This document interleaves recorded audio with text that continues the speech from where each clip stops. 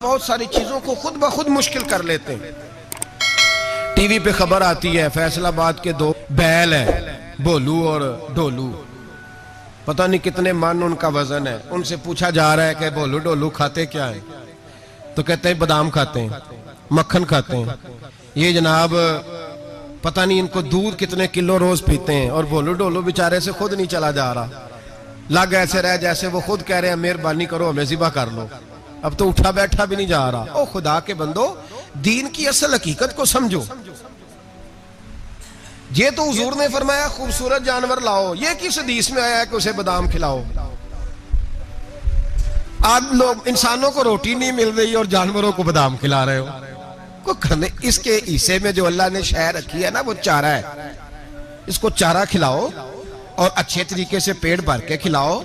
जानवर को पेट भर के चारा खिलाया जाए तो जितनी उसकी तबीयत होती है उस हिसाब से वो सेहतमंद हो जाता है। बाकी ये तो आप किसी शख्स को इतना खिला दें कि उसका पेट इतना बड़ा हो जाए, फूल जाए, तो वो बेचारा तकलीफ में आएगा कि नहीं आएगा? ये किस किस्म का माहौल है?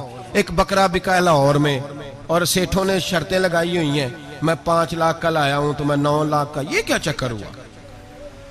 मुझे इतना खिलाया जी, इसको फलां चीज। ये किसने कहा है खिलाने को? बादाम खाना किस हदीस में आया? किस सहाबी ने अपने बकरे को बादाम खिलाए? किसने मक्खन खिलाया? किसने पेड़े खिलाए? बस करो, अजीब तमाशा लग गया।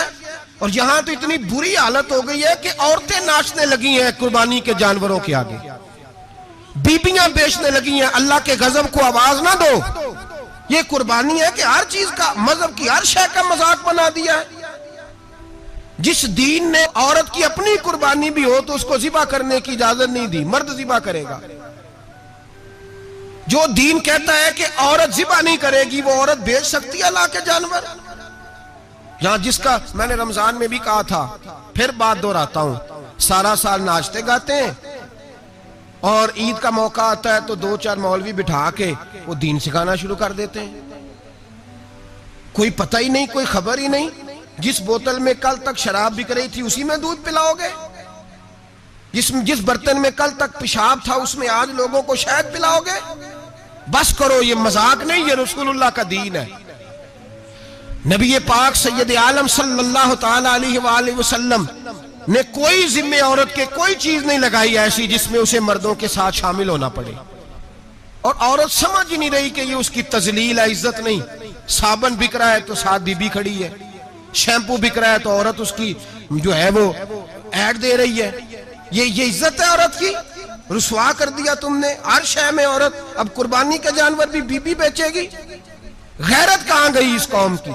मेरे रसूल पाक सरवर दो आलम सल्लल्लाहु ताला अलैहि वसल्लम को किसी ने आके कहा फलां कबीले के लोगों ने औरत को सरबराह बनाया है, औरत को आगे लगा लिया है। फरमाया तबाह हो गए वो लोग, इन्होंने औरतों को अपने आगे पेशवा बना लिया। जिस रब ने औरत को नबुव्वत नहीं दी, इमामत करने का हक नहीं दिया, किस चक्कर में लोग पड़ गए? 5 लाख का जानवर किस लिए लाए हो? 5 लाख का तफाखुर के लिए, दिखाने के लिए? तो अगर 50,000 का 60,000 का भी जानवर लाता तो अच्छा आ जाता। और 50,000 का जानवर लाए तो 5 लाख में कितने आते हैं? बोले तो 10 जानवर ज़िबा होंगे तो कितने गरीबों तक गोश्त जाएगा, कितने घरों का भला होगा। हर चीज का चक्कर उल्टा कर दिया गया है। और सिर्फ हज के लिए होती तो मेरे रसूल पाक हर साल कुर्बानी ना करते, और मेरे नबी पाक कुर्बानी देने का हुक्म।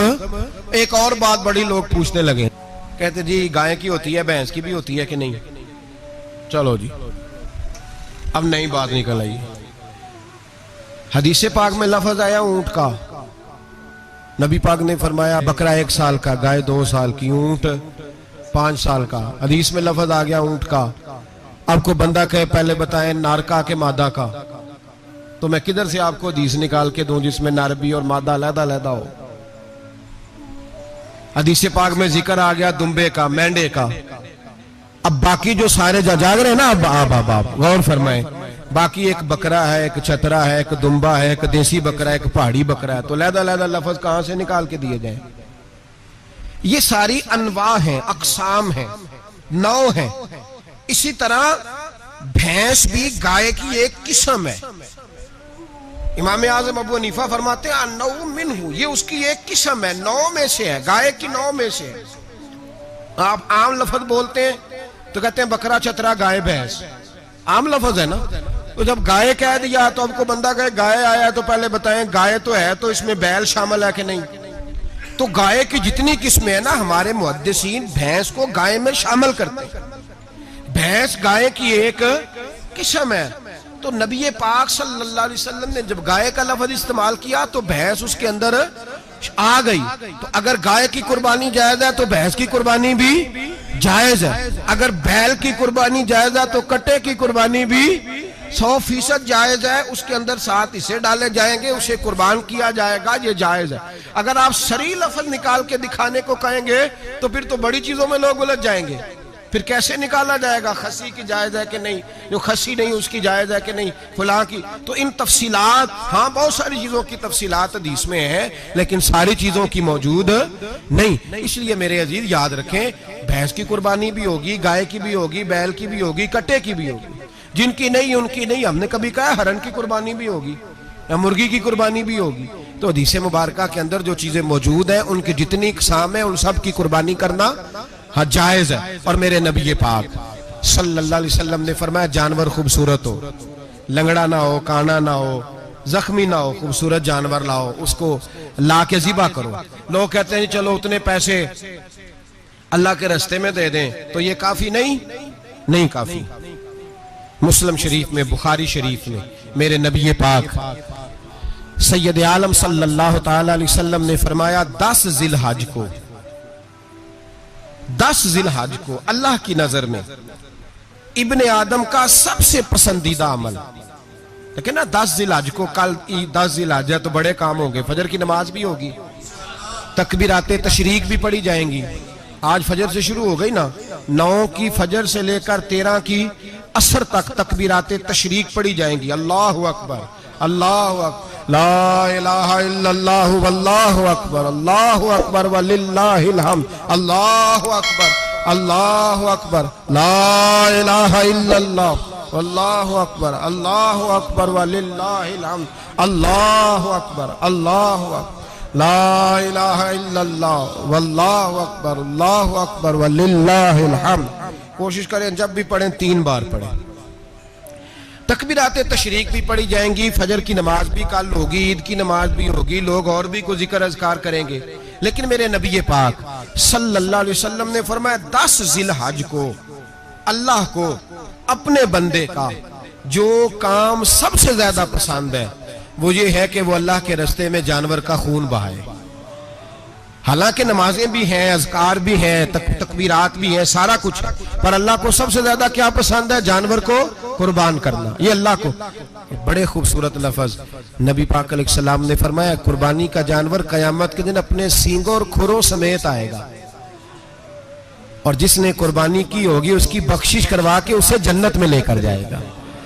तो फरमाया इब्ने आदम का सबसे पसंदीदा अमल ये, सबसे पसंदीदा, कि वो 10 जिलहज को कुर्बानी करें, कोशिश करें खुद ज़िबा करें अपना जानवर। ये हुजूर की सुन्नत है। ये ना हो सके तो नबी पाक सल्लल्लाहु अलैहि वसल्लम ने अपने हाथों से ज़िबा करने लगे हजरत फातिमा का जानवर।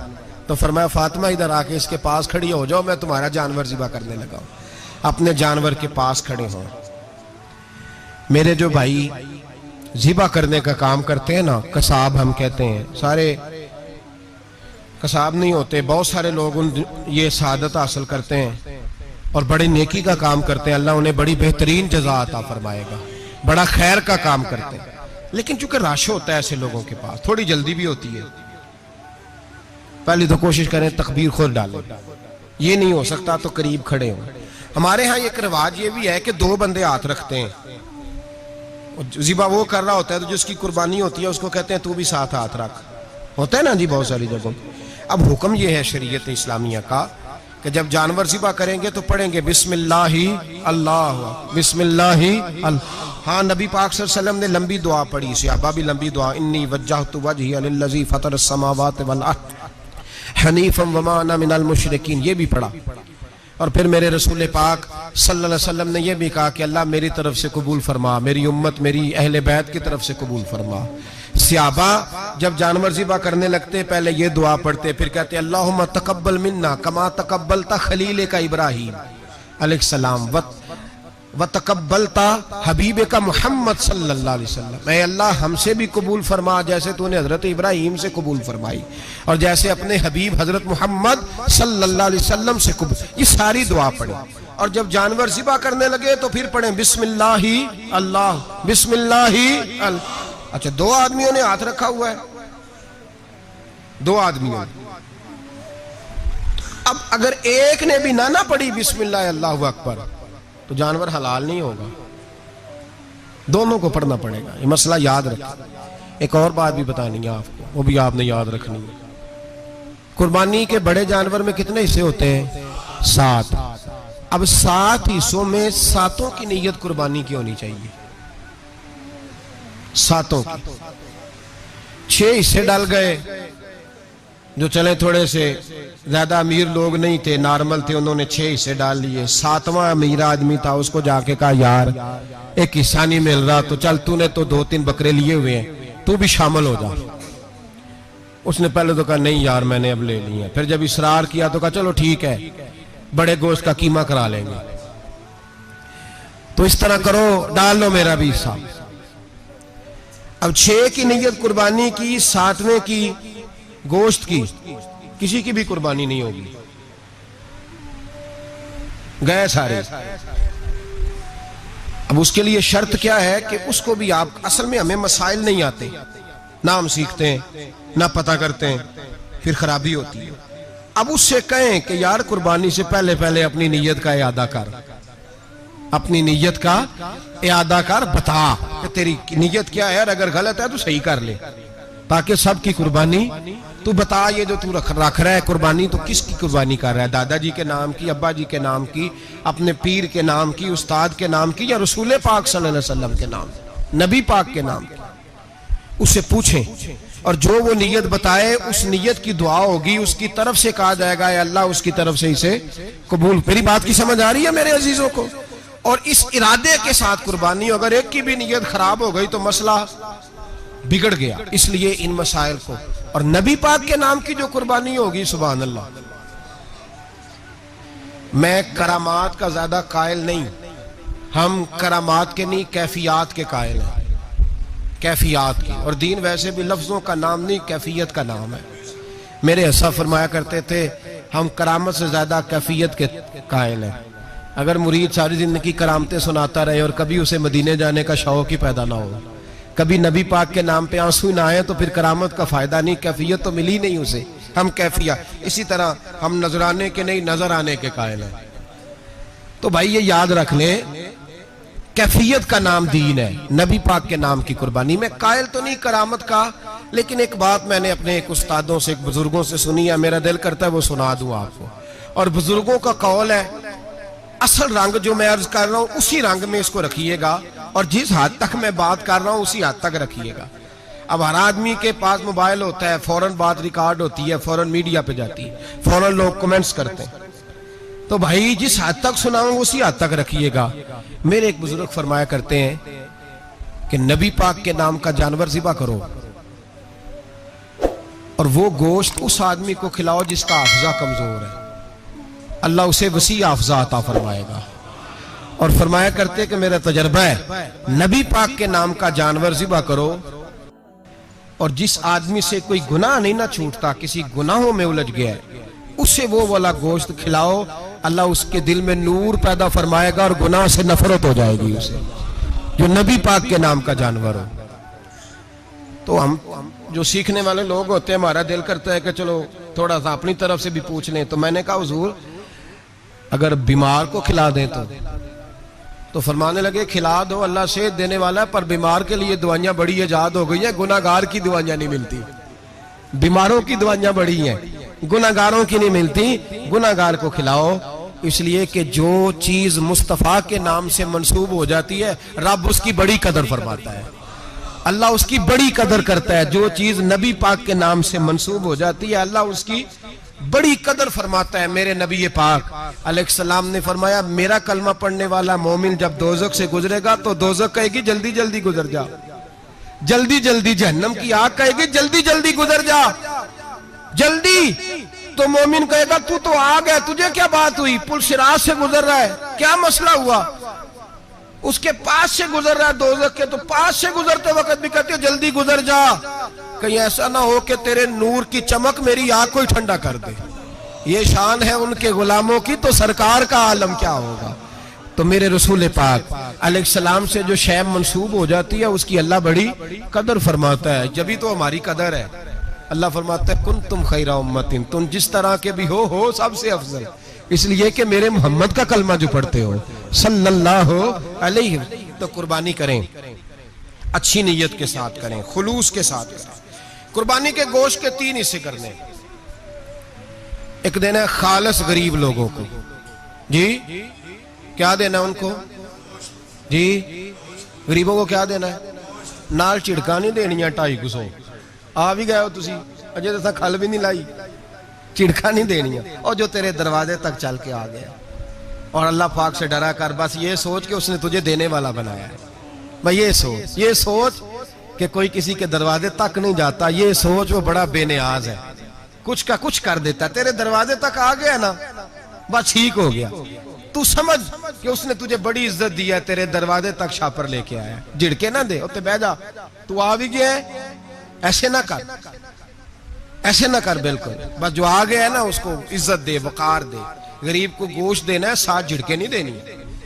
और उसको बड़ी अजीब बात है, चौधरी साहब बैठे हुए हैं, 2 पंखे चल रहे हैं, और उन्होंने जनाब बड़ा सोफा रखा हुआ है और टप में गोश्त रखा हुआ है, और गरीब आदमी लाइनों में लगे हुए हैं। थोड़ी देर के बाद में चाय पीनी, बस कर यार बस कर, बेपरवाही वे एक सज्जन दी जिथे किसे दी पेश ना जावे, उन्हें ताजा वाले दर दर रोले ते मंगते हैं तख्त बिठावे।